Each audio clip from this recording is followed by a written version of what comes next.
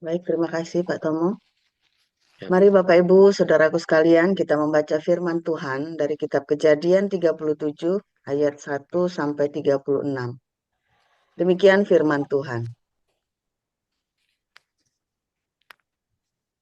Adapun Yakub, ia diam di negeri penumpangan ayahnya, yakni di tanah Kanaan. Inilah riwayat keturunan Yakub. Yusuf, tatkala berumur 17 tahun, jadi masih muda, biasa menggembalakan kambing domba bersama-sama dengan saudara-saudaranya, anak-anak Bilha dan Zilpa, kedua istri ayahnya. Dan Yusuf menyampaikan kepada ayahnya kabar tentang kejahatan saudara-saudaranya. Israel lebih mengasihi Yusuf dari semua anaknya yang lain. Sebab Yusuf itulah anaknya yang lahir pada masa tuanya. Dan ia menyuruh membuat jubah yang maha indah bagi dia. Setelah dilihat oleh saudara-saudaranya bahwa ayahnya lebih mengasihi Yusuf dari semua saudaranya, maka bencilah mereka itu kepadanya dan tidak mau menyapanya dengan ramah. Pada suatu kali bermimpilah Yusuf. Lalu mimpinya itu diceritakannya kepada saudara-saudaranya. Sebab itulah mereka lebih benci lagi kepadanya.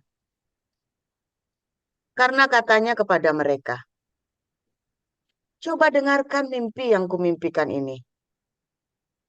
Tampak kita sedang di ladang mengikat berkas-berkas gandum. Lalu bangkitlah berkasku dengan tegak berdiri. Kemudian datanglah berkas-berkas kamu sekalian, mengelilingi dan sujud menyembah kepada berkasku itu. Lalu saudara-saudaranya berkata kepadanya, apakah engkau ingin menjadi raja atas kami? Apakah engkau ingin berkuasa atas kami? Jadi makin bencilah mereka kepadanya karena mimpinya dan karena perkataannya itu. Lalu ia memimpikan pula mimpi yang lain yang diceritakannya kepada saudara-saudaranya. Katanya, aku bermimpi pula, tampak matahari, bulan, dan 11 bintang sujud menyembah kepadaku. Setelah hal ini diceritakannya kepada ayah dan saudara-saudaranya, maka ia ditegur oleh ayahnya. Mimpi apa mimpimu itu? Masakan aku dan ibumu serta saudara-saudaramu sujud menyembah kepadamu sampai ke tanah? Maka iri hatilah saudara-saudaranya kepadanya. Tetapi ayahnya menyimpan hal itu di dalam hatinya. Pada suatu kali, pergilah saudara-saudaranya menggembalakan kambing domba ayahnya dekat Sikem. Lalu Israel lalu Israel berkata kepada Yusuf, bukankah saudara-saudaramu menggembalakan kambing domba dekat Sikem? Marilah engkau kusuruh kepada mereka. Sahut Yusuf. Ya, Bapa, kata Israel kepadanya. Pergilah, engkau melihat apakah baik keadaan saudara-saudaramu dan keadaan kambing domba. Dan bawalah kabar itu, ulang, dan bawalah kabar tentang itu kepadaku. Lalu Yakub menyuruh dia dari lembah Hebron, dan Yusuf pun sampailah ke Sikem. Ketika Yusuf berjalan ke sana kemari di padang, bertemulah ia dengan seorang laki-laki yang bertanya kepadanya, apakah yang kau cari? Sahutnya, aku mencari saudara-saudaraku. Tolonglah katakan kepadaku, di mana mereka menggembalakan kambing domba. Lalu kata orang itu, mereka telah berangkat dari sini. Sebab telah kudengar mereka berkata, marilah kita pergi ke Dotan. Maka Yusuf menyusul saudara-saudaranya itu, dan didapatinya lah mereka di Dotan. Dari jauh ia telah kelihatan kepada mereka. Tetapi sebelum ia dekat kepada mereka, mereka telah bermufakat mencari daya upaya untuk membunuhnya. Kata mereka seorang kepada yang lain, lihat, tukang mimpi kita itu datang. Sekarang, marilah kita bunuh dia dan kita lemparkan ke dalam salah satu sumur ini. Lalu kita katakan, seekor binatang buas telah menerkamnya. Dan kita akan lihat nanti bagaimana jadinya mimpinya itu. Ketika Ruben mendengar hal ini, ia ingin melepaskan Yusuf dari tangan mereka. Sebab itu katanya, janganlah kita bunuh dia. Lagi kata Ruben kepada mereka, janganlah tumpahkan darah. Lemparkanlah dia ke dalam sumur yang ada di padang gurun ini. Tetapi janganlah apa-apakan dia. Maksudnya, hendak melepaskan Yusuf dari tangan mereka dan membawanya kembali kepada ayahnya. Baru saja Yusuf sampai kepada saudara-saudaranya, mereka pun menanggalkan jubah Yusuf, jubah maha indah yang dipakainya itu. Dan mereka membawa dia dan melemparkan dia ke dalam sumur. Sumur itu kosong, tidak berair. Kemudian duduklah mereka untuk makan. Ketika mereka mengangkat muka, kelihatanlah kepada mereka suatu kafilah orang Ismail datang dari Gilead dengan untanya yang membawa damar, balsam, dan damar ladan. Dalam perjalanannya mengangkut barang-barang itu ke Mesir. Lalu kata Yehuda kepada saudara-saudaranya itu, apakah untungnya kalau kita membunuh adik kita itu dan menyembunyikan darahnya? Marilah kita jual dia kepada orang Ismail ini. Tetapi janganlah kita apa-apakan dia, karena ia saudara kita, darah daging kita. Dan saudara-saudaranya mendengarkan perkataannya itu. Ketika ada saudagar-saudagar Midian lewat, Yusuf diangkat ke atas dari dalam sumur itu, kemudian dijual kepada orang Ismail itu dengan harga 20 shikal perak. Lalu Yusuf dibawa mereka ke Mesir. Ketika Ruben kembali ke sumur itu, ternyata Yusuf tidak ada lagi di dalamnya. Lalu dikoyakkannya lah bajunya. Dan kembalilah ia kepada saudara-saudaranya. Katanya, anak itu tidak ada lagi. Manakah aku ini? Kemudian mereka mengambil jubah Yusuf dan menyembelih seekor kambing. Lalu mencelupkan jubah itu ke dalam darahnya. Jubah maha indah itu mereka suruh antarkan kepada ayah mereka dengan pesan. Ini kami dapati. Silakanlah Bapak periksa. Apakah jubah ini milik anak Bapak atau tidak? Ketika Yakub memeriksa jubah itu, ia berkata, ini jubah anakku. Binatang buas telah memakannya. Tentulah Yusuf telah diterkam. Dan Yakub mengoyakkan jubahnya, lalu mengenakan kain kabung pada pinggangnya. Dan berkabunglah ia berhari-hari lamanya karena anaknya itu. Sekalian anaknya laki-laki dan perempuan berusaha menghiburkan dia Tetapi ia menolak dihiburkan. Serta katanya, "Tidak, aku akan berkabung sampai aku turun mendapatkan anakku ke dalam dunia orang mati."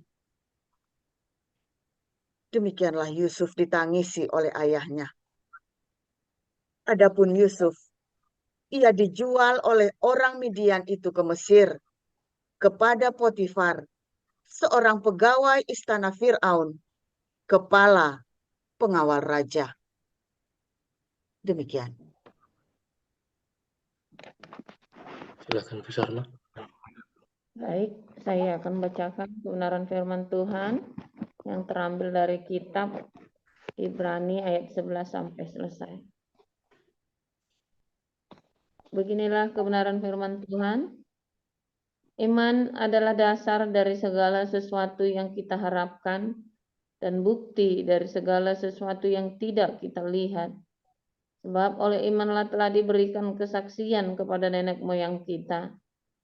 Karena iman kita mengerti bahwa alam semesta telah dijadikan oleh firman Allah, sehingga apa yang kita lihat telah terjadi dari apa yang tidak dapat kita lihat. Karena iman Habil telah mempersembahkan kepada Allah korban yang lebih baik daripada korban Kain. Dengan jalan itu ia memperoleh kesaksian kepadanya bahwa ia benar, karena Allah berkenan akan persembahannya itu, dan karena iman ia masih berbicara sesudah ia mati. Karena iman Henok terangkat, supaya ia tidak mengalami kematian, dan ia tidak ditemukan, karena Allah telah mengangkatnya. Sebab sebelum ia terangkat, ia memperoleh kesaksian bahwa ia berkenan kepada Allah. Tetapi tanpa iman, tidak mungkin orang berkenan kepada Allah. Sebab barang siapa berpaling kepada Allah, ia harus percaya bahwa Allah ada dan bahwa Allah memberi upah kepada orang yang sungguh-sungguh mencari Dia. Karena iman, maka Nuh dengan petunjuk Allah tentang sesuatu yang belum kelihatan, dengan taat mempersiapkan bahtera untuk menyelamatkan keluarganya. Dan karena iman itu ia menghukum dunia, dan ia ditentukan untuk menerima kebenaran sesuai dengan imannya. Karena iman Abraham taat, ketika ia dipanggil untuk berangkat ke negeri yang akan diterimanya menjadi milik pusakanya, lalu ia berangkat dengan tidak mengetahui tempat yang ia tuju. Karena iman ia diam di tanah yang dijanjikan itu, seolah-olah di suatu tanah asing, dan di situ ia tinggal di kemah dengan Ishak dan Yakub yang turut menjadi ahli waris janji yang satu itu. Sebab ia menanti-nantikan kota yang mempunyai dasar, yang direncanakan dan dibangun oleh Allah. Karena iman ia juga dan Sarah beroleh kekuatan untuk menurunkan anak cucu, walaupun usianya sudah lewat, karena ia menganggap Dia yang memberikan janji itu setia. Itulah sebabnya, maka dari satu orang, malahan orang yang telah mati pucuk, terpancar keturunan besar, seperti bintang di langit dan seperti pasir di tepi laut yang tidak terhitung banyaknya. Dalam iman mereka semua ini telah mati sebagai orang-orang yang tidak memperoleh apa yang dijanjikan itu, tetapi yang hanya dari jauh melihatnya dan melambai-lambai kepadanya, dan yang mengakui bahwa mereka adalah orang asing dan pendatang di bumi ini. Sebab mereka yang berkata demikian menyatakan bahwa mereka dengan rindu mencari suatu tanah air.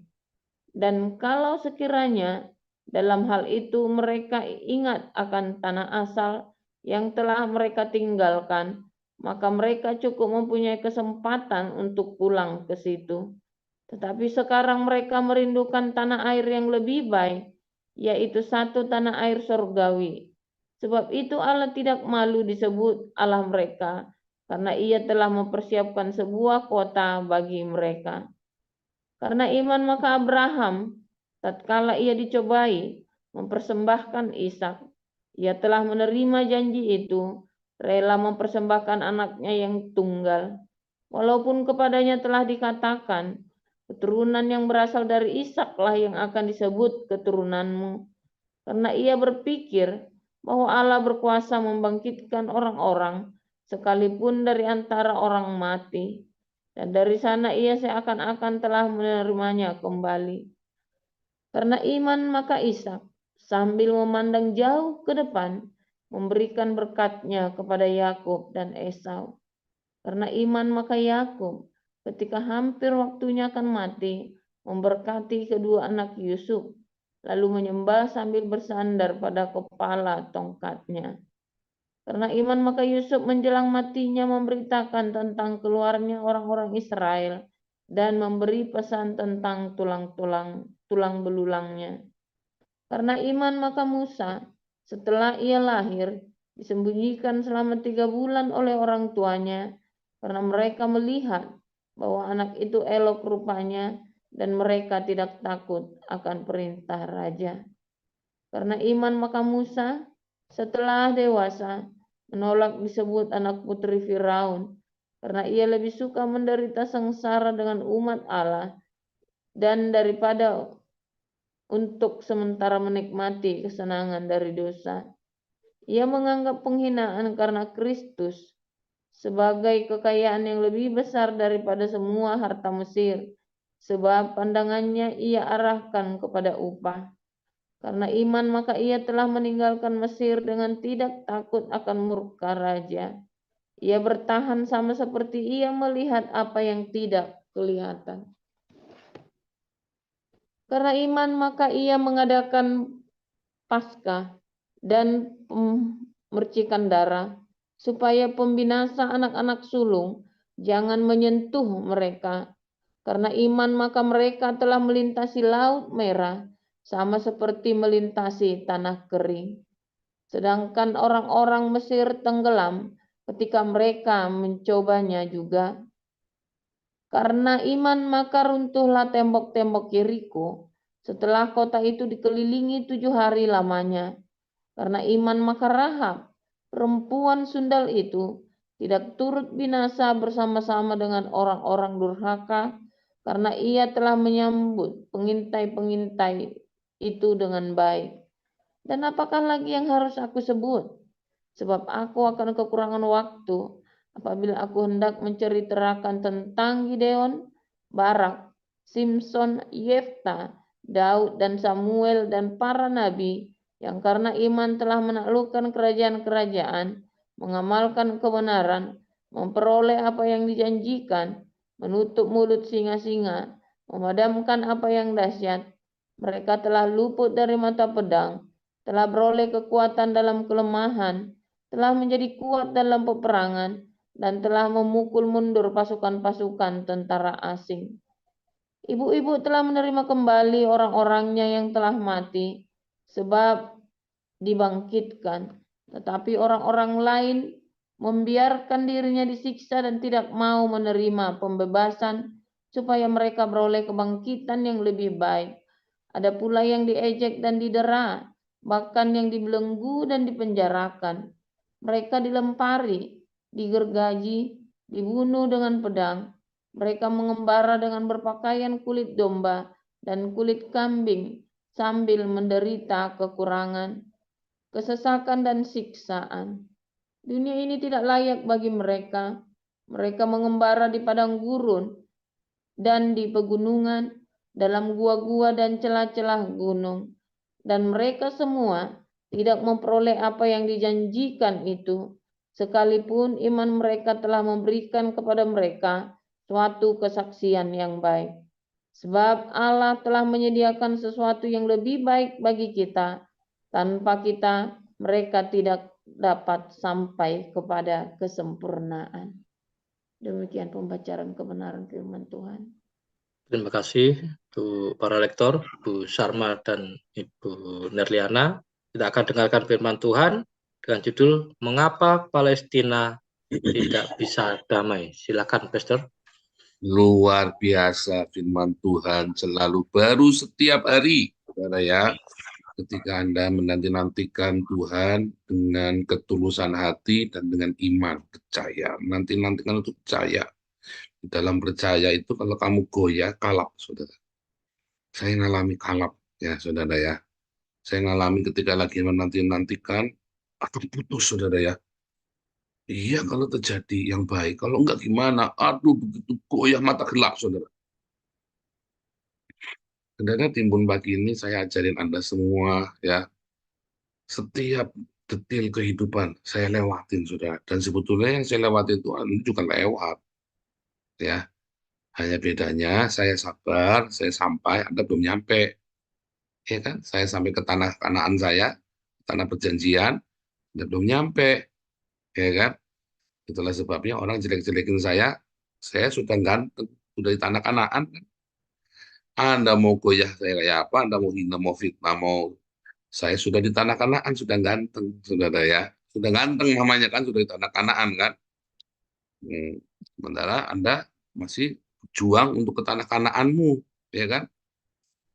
Itu saudara, itu kemenangan saya kan di situ kan. Makanya kita bisa mau bodoh amat dengan musuh-musuh. Kalau saya mau kejam lagi, lebih tegel lagi, nggak tak, bahkan masalah uang aja nggak usah tak bahas. Bodoh amat saudara ya. Nah, tapi nanti kasihan pengurusnya saudara ya. Ya kan nanti juga donasinya berkurang kalau masalah uang. Tapi bodoh amat mau donasi berkurang. Tapi jangan saudara ya, harus ada sesuatu supaya sedikit manusiawi. Sedikit manusiawi saudara. Kalau terlalu holy kan nggak baik saudara ya.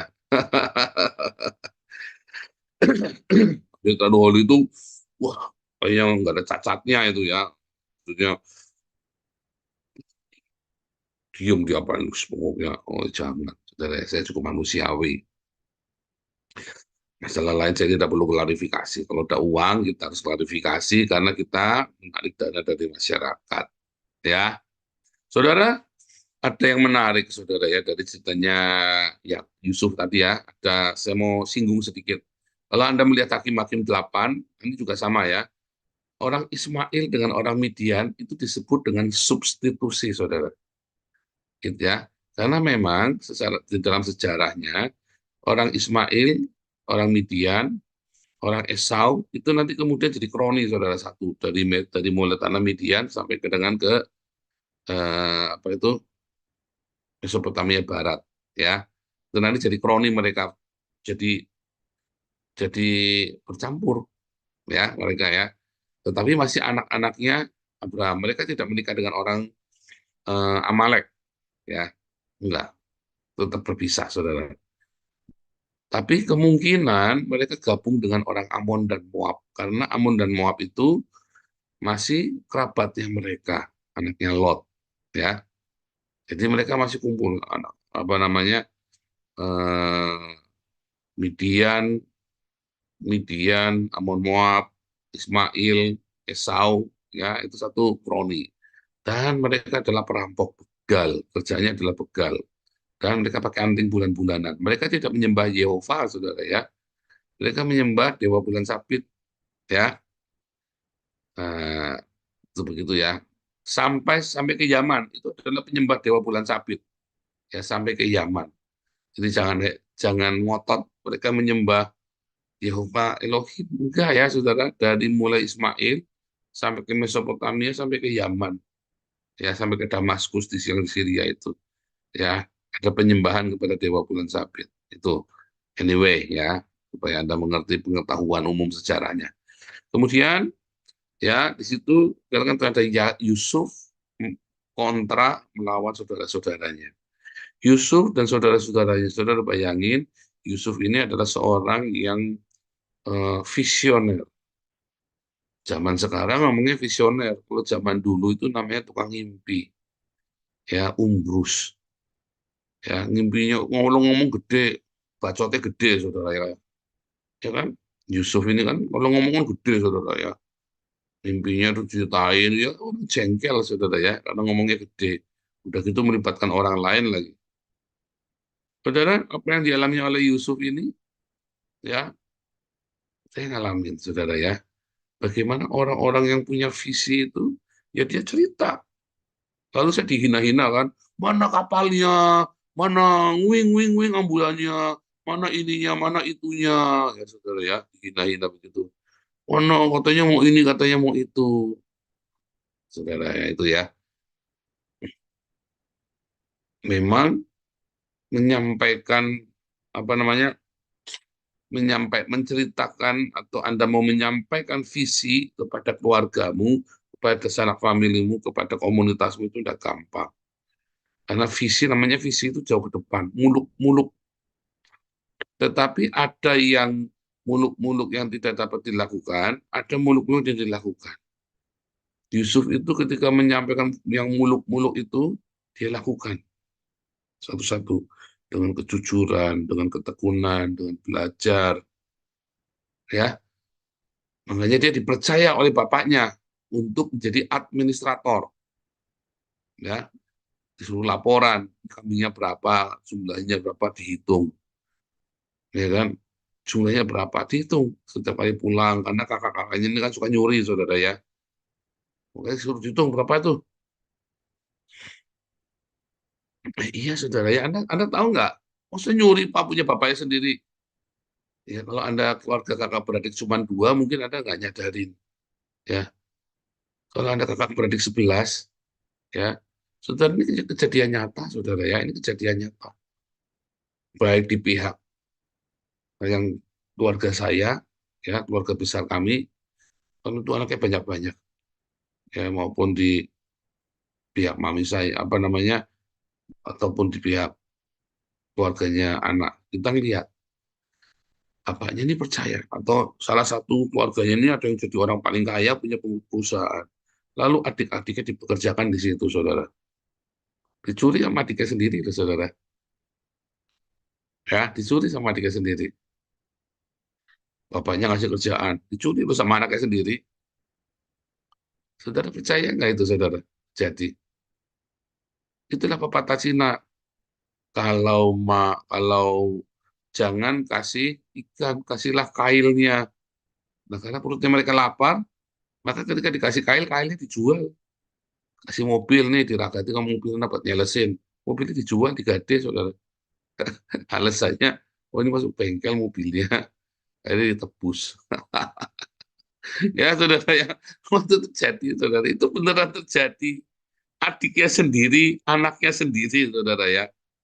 Nah, beneran, ya, beneran itu ada. Jangan kasih kail, saudara. Kasihlah ikannya. Suruh dia cari kail sendiri. Karena belum tentu dia mau mancing. Belum tentu dia senang mancing. Jangan paksa. Salah ya, saudara ya. Sudah berkali-kali saya bilang ya. Belum tentu dia menikmati pekerjaan itu. Mungkin dia pengen jadi pelukis. Mungkin dia mau jadi apa, mau jadi gigolo mungkin. Di sana, saudara ya.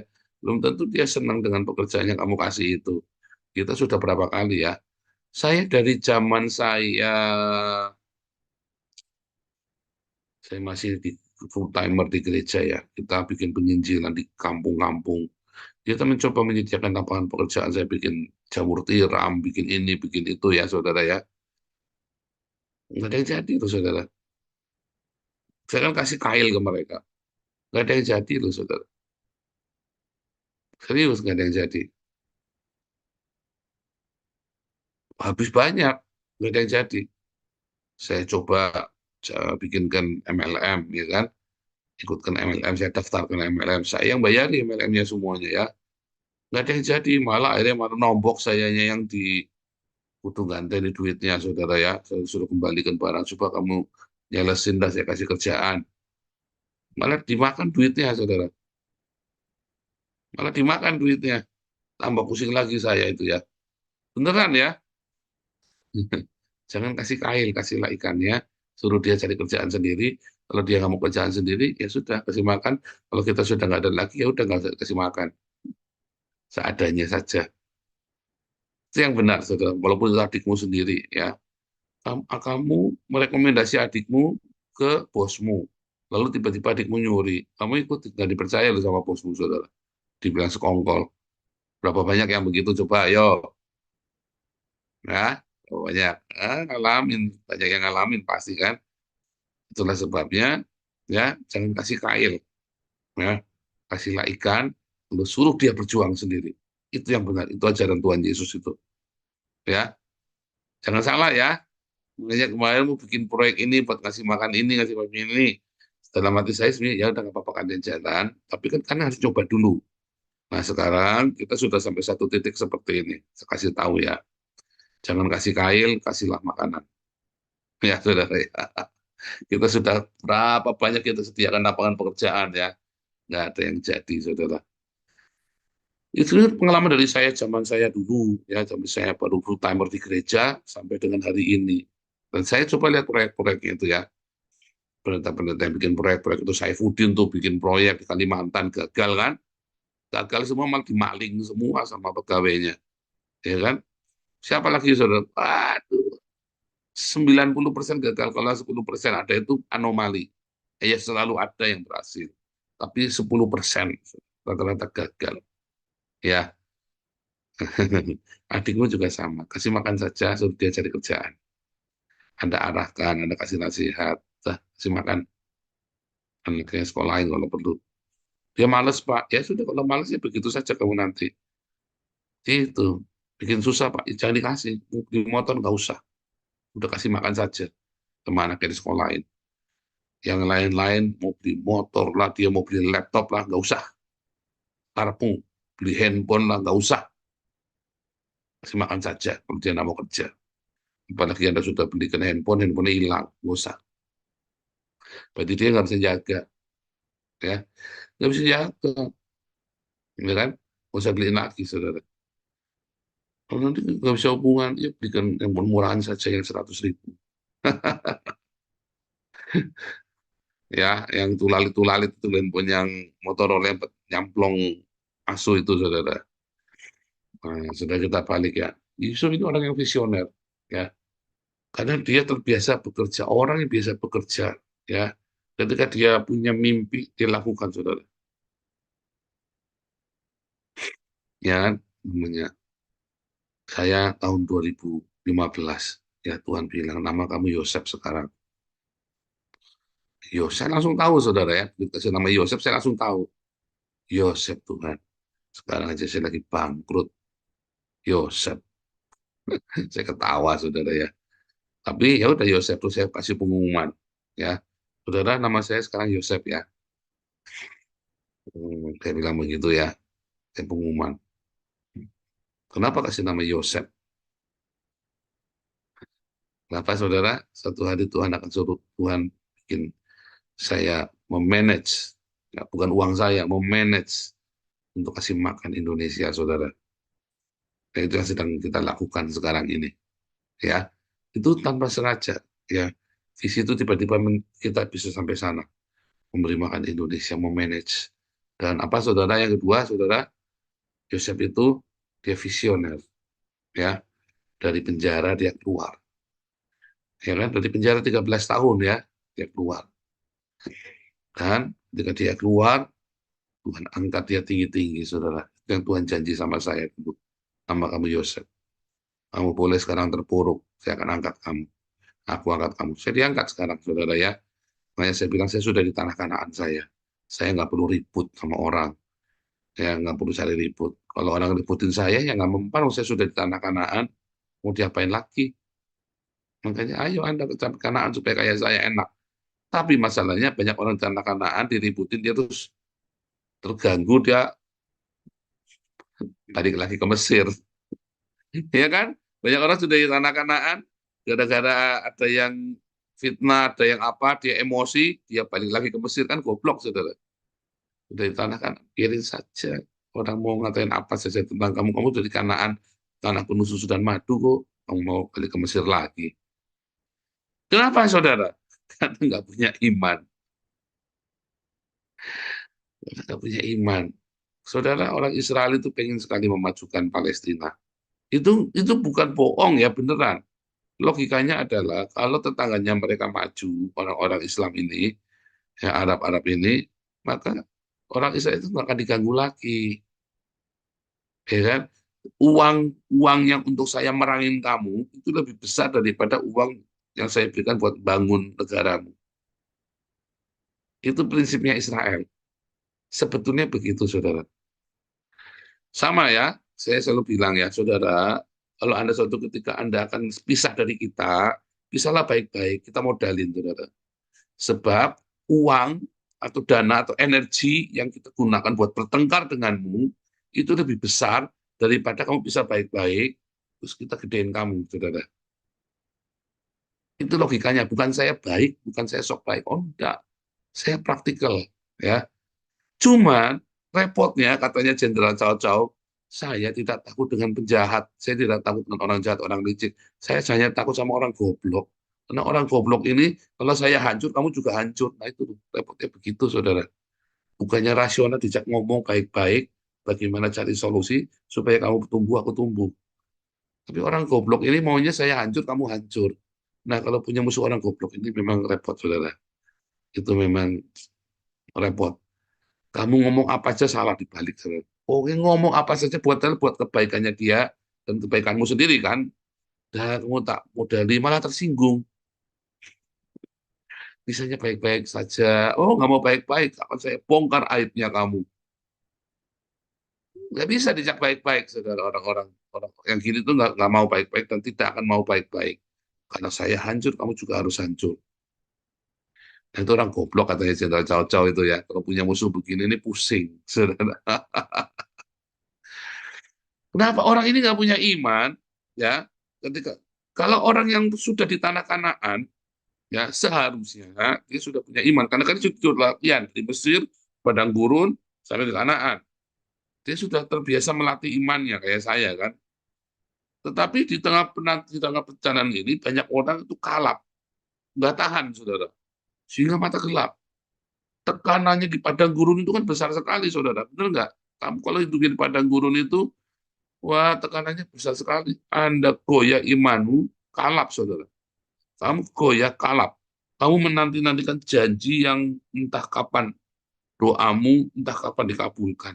Janjimu, tekananmu, pergumulanmu, entah kapan selesainya. Paling gampang apa? Oh ya labrak, jeder, kalap. Habis imanmu kan. Ya, saya ngalamin, tenang aja. Saya mengalami proses itu. Anda juga ngalamin, saya juga ngalamin. Bedanya saya nggak pakai lama. Ya, padang gurun saya 2 tahun saja.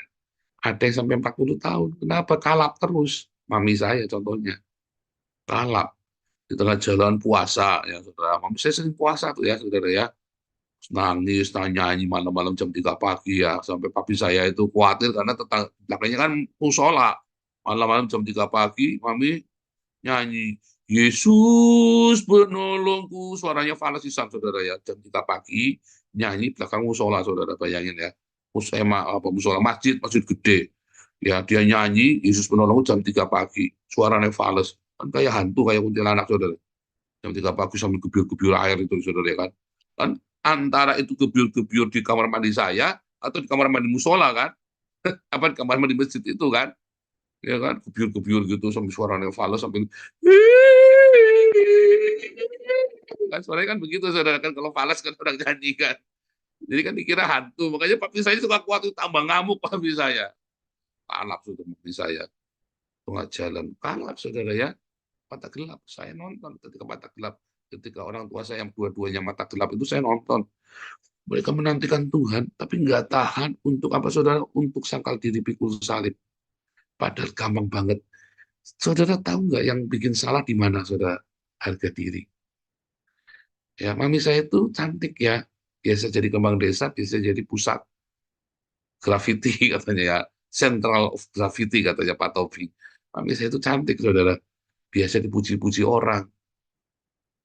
Jadi ketika diperlakukan dengan papi saya seperti itu, egonya tuh nggak terima, nggak bisa menerima. Ya, papi saya juga sama. Papi saya itu orang ganteng, saudara ya. Jago dansa, saudara. Wah, raja dansa itu papi saya ya. Raja dansa, masih muda dia sudah pakai Impala, saudara. Kerja sendiri. Ya, masih muda sudah punya perusahaan besar. Egonya tuh luar biasa. Luar biasa gede, saudara ya. Gontakan di pacar. Wah, egonya besar sekali. Begitu dia bangkrut 3 kali nggak bisa bangun. Mau bangun nggak bisa, saudara. Egonya besar. Yang diajar siapa? Istrinya. Gelap matanya, saudara. Kalau dia punya iman, ya dia rendahkan dirinya. Dia harusnya, dia tahu dia ngajari anak-anaknya tentang cinta, tentang cinta, tentang cinta. Tetapi dia tidak bisa menyangkal dirinya untuk cinta itu. Dihajarnya istrinya tiap hari, saudara, ketika kalap. Ketika mata gelap, ya. Nggak tekan tekanannya itu. Im- Tipis sekali, saudara, ketika Anda berdiri di atas iman. Ya, tapi imanmu nggak teguh. Kenapa imanmu nggak teguh? Kamu nggak mau latihan. Iman yang teguh itu dari latihan setiap hari, saudara. Punya apa, ya jangan utang. Katakan Jehovah Jireh. Kalau nggak ada makanannya gimana? Ya sudah, nggak usah makan hari ini. Anda belajar Jehovah Rafa, berobat. Jangan ngutang. Kalau berobat duitnya sudah habis, ya sudah, hadapin, saudara. Sak matinya, saudara. Jangan malah utang. Anda kalau sudah ada masalah, ya, Anda jadi dikasih kerjaan misalnya, kan, kerjain sudah sampai tuntas. Kurang Pak duitnya, Pak, jalanin, Tuhan yang berkati kamu, tetap berdiakonia. Daripada saya kurang capek, mendingan saya di rumah. Nah, itu kamu nanti kalap, saudara. Kamu pikir ketika kamu bekerja ditekan sama bosmu, kamu keluar, tekan sama bosmu, kamu keluar, kamu nggak latihan punya iman, ya, sehingga kamu akhirnya banyak anggurnya daripada kerjanya. Alasannya karena kamu gegeran sama bosnya, nggak cocok sama bosnya. Yang ini bosnya kurang ini, bos yang ini. Waduh, semua bos bajingan semua, saudara. Semua bos itu bajingan semua. Jadi kalau Anda pengen bos yang kayak Tuhan Yesus, nanti disitulah Anda jadi setannya. Semua bos, semua majikan itu bajingan. Tapi ketika Anda ketemu majikan yang kayak Tuhan Yesus, kamu nanti jadi setannya, saudara. Kamu yang kurang ajar di situ, nggak tahu diri. Akhirnya kamu juga keluar juga dipecat. Beneran, kamu canda, percaya saya. Jadi tidak ada majikan yang kayak Tuhan Yesus. Karena begitu kamu ketemu majikan kayak Tuhan Yesus, kamu juga dipecat juga sama dia, saudara. Akhirnya kamu nganggur kan di rumah, kan? Kerjakan. Apa saja yang bisa kamu kerjakan. Jangan diem sehari-harian di rumah.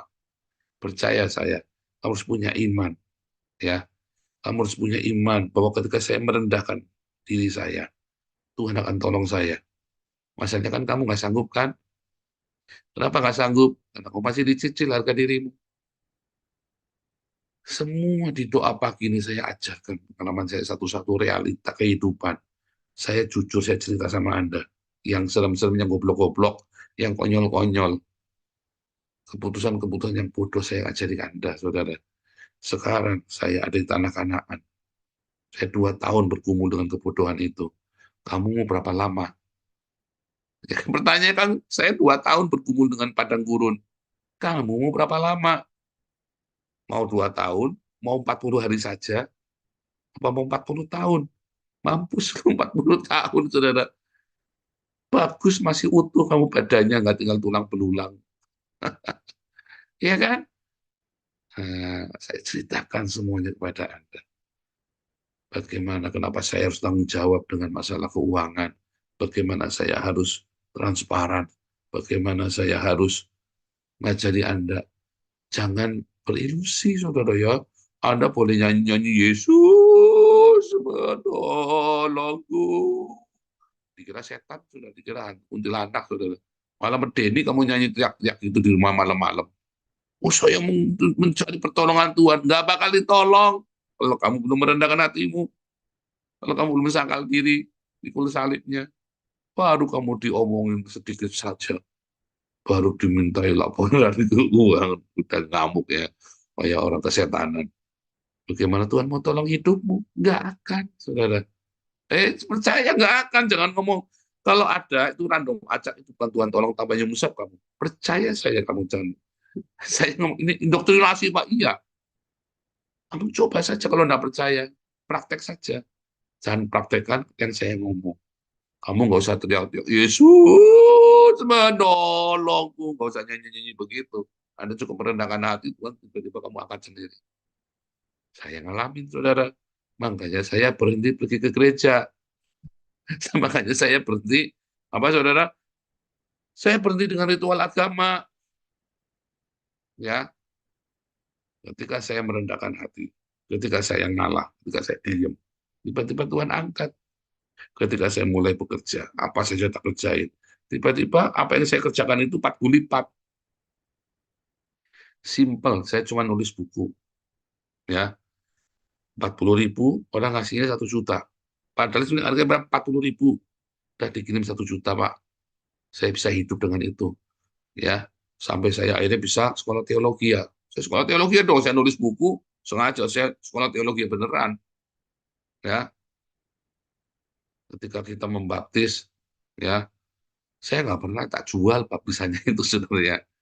Kasih rekening baptisan, nggak pernah. Saya kerjakan dengan setia, dengan tekun. Tuhan berkati dengan luar biasa hidup saya, saudara. Dengan tanggung jawab. Sungguh, saudara ya. Anda mau berapa lama padang gurun? Tuhan Yesus memberkati.